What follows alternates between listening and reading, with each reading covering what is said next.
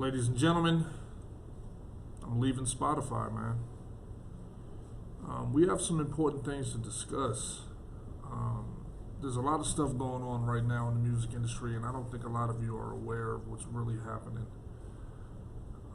It kind of started, it's probably been going on for a long time, but when I noticed it the most was when Takashi 6ix9ine came out with his new album, and none of the DSPs, which is digital streaming platforms such as Tidal, Apple Music, Spotify especially, when he dropped his album, they basically hid it on the platform.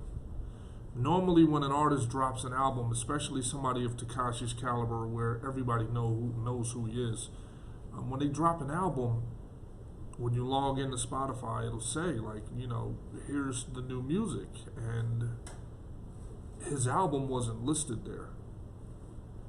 You know what I mean? So with all the hype and the buzz and stuff surrounding the situation, you didn't see his album front and center like all the other artists.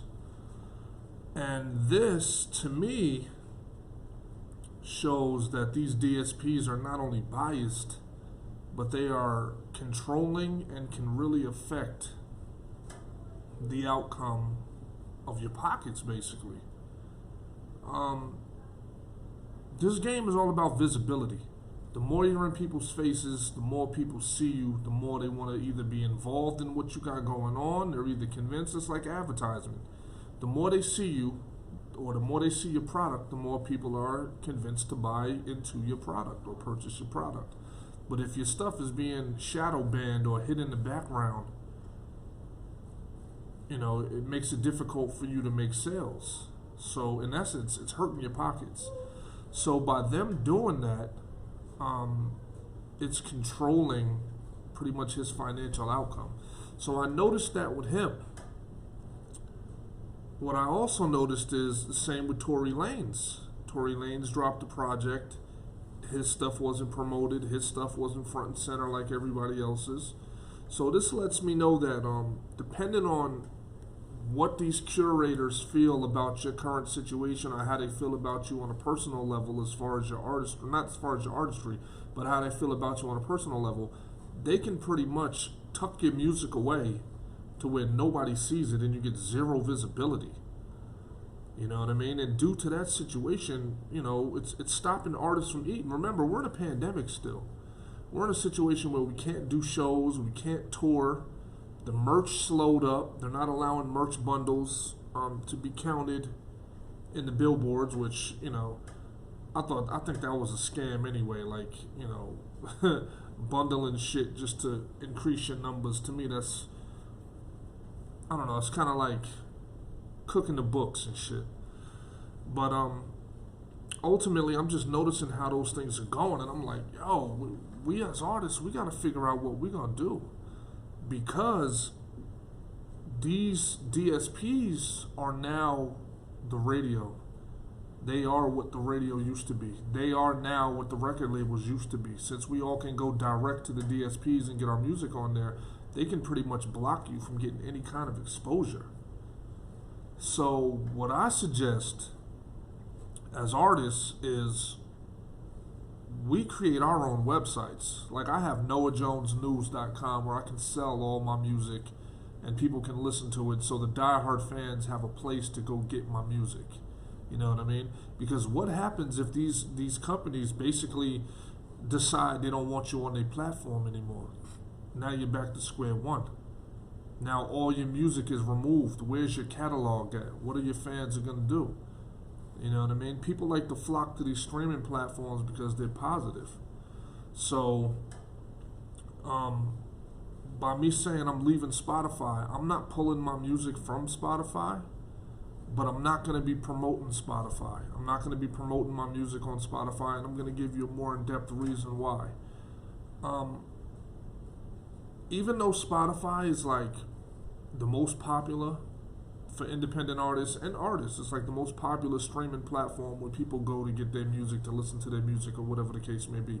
It's funny because there's so many millions of iPhone users, and instead of using Apple Music, a lot of them are on Spotify, which is kind of weird to me.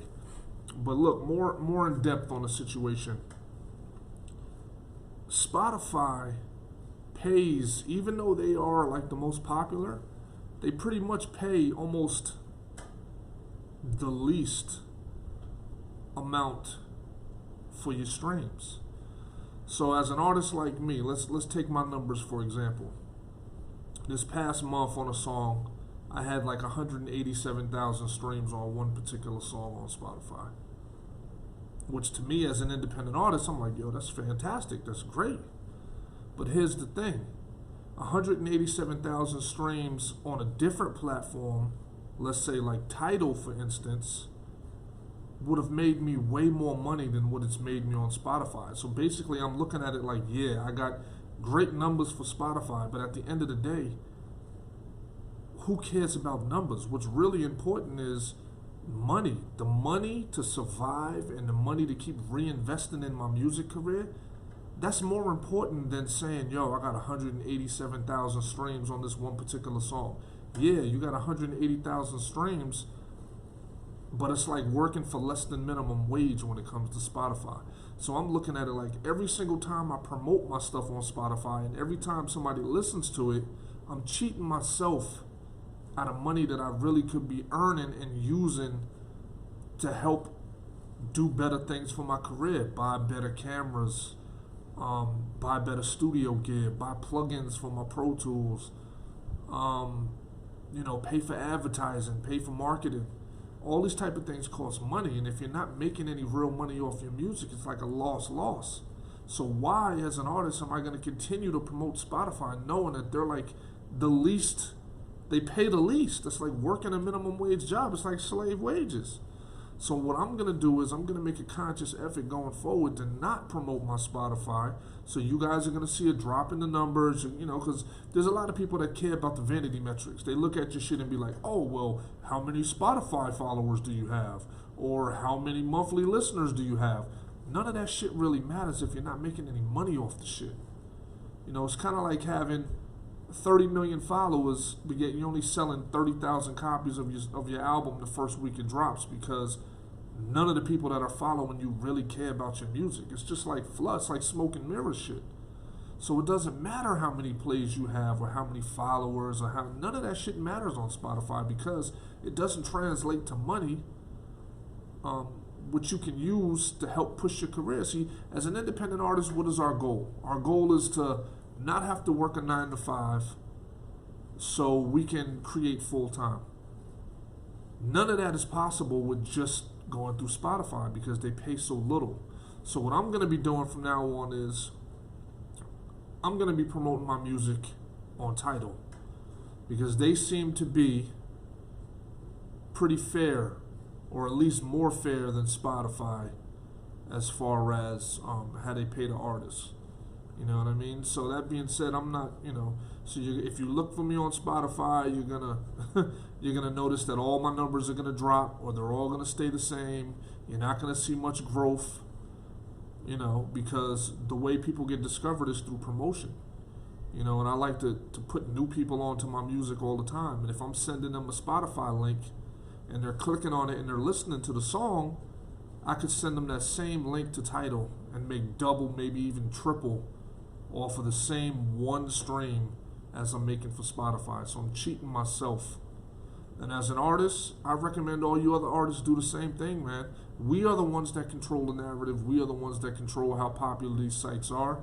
And if we all jump on board and start promoting Tidal instead of Spotify, it's going to make the listeners have to jump to Tidal to hear our music. Now, Tidal, I believe, has a free option as well. Plus, Tidal has high HD streaming. So basically what happens, I don't know if you guys are aware of this, but say you spend a lot of time mixing your song and you got it mixed to perfection and it sounds amazing. The minute you upload it to Spotify, they put a blanket template on top of your music to make your music sound close to the other artists that are already on the site. So what happens is all that high fidelity, all that high quality that you put into your mix, all that money that you paid for, it gets thrown out the window because they compress it and they actually mess your sound up. You know what I mean? So it's not going to sound as good on Spotify as it would if it was a CD or if it was a wave coming directly out of your computer. You know what I mean? But as far as I know, Tidal has HD streaming, so it will leave a lot of the elements in your song. So the money that you spent to mix it and to make it sound good, it will retain a lot of those portions and a lot of those, details in your song. So I recommend, as an artist, we all switch over to Tidal and start promoting Tidal, man. Why cheat ourselves? We all need money. We all want to do this for a living. You know what I mean? And if these potential fans really want to support us as artists, they should jump on board and go to Tidal, man. Because you want your favorite artist to succeed. You want your favorite artist to keep putting out quality music. And the only way we're going to be able to keep putting out that quality is if we're making enough money to where we don't have to rush through our projects, or we're spending 18 hours a day working like an actual job just to maintain, either during a pandemic or even outside of a pandemic, working 18 hours a day just to survive, and we can't allocate any time to our passion, to our music, to things that we're good at. Because remember, visibility is everything, and as an artist, we need to be cranking out as much music and as many videos as possible to keep people's attention.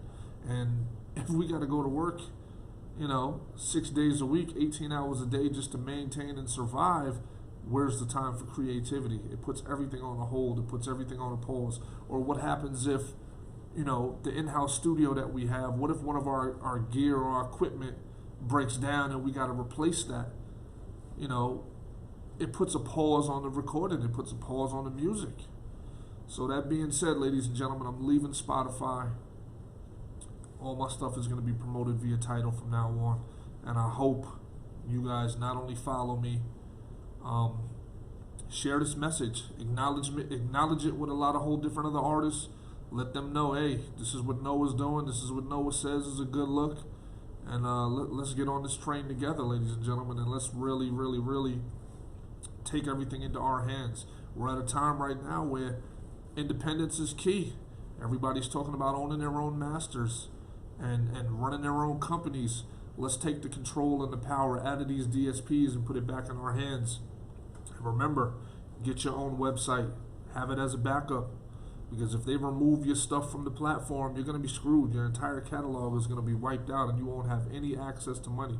Same with YouTube. You got a lot of these creators on YouTube that their whole existence is built on YouTube, and what happens when they get 3 strikes? Their channel gets deleted. There goes all of their monetization. There goes all of the money that they were making, all those hundreds of thousands of dollars a month gone instantly.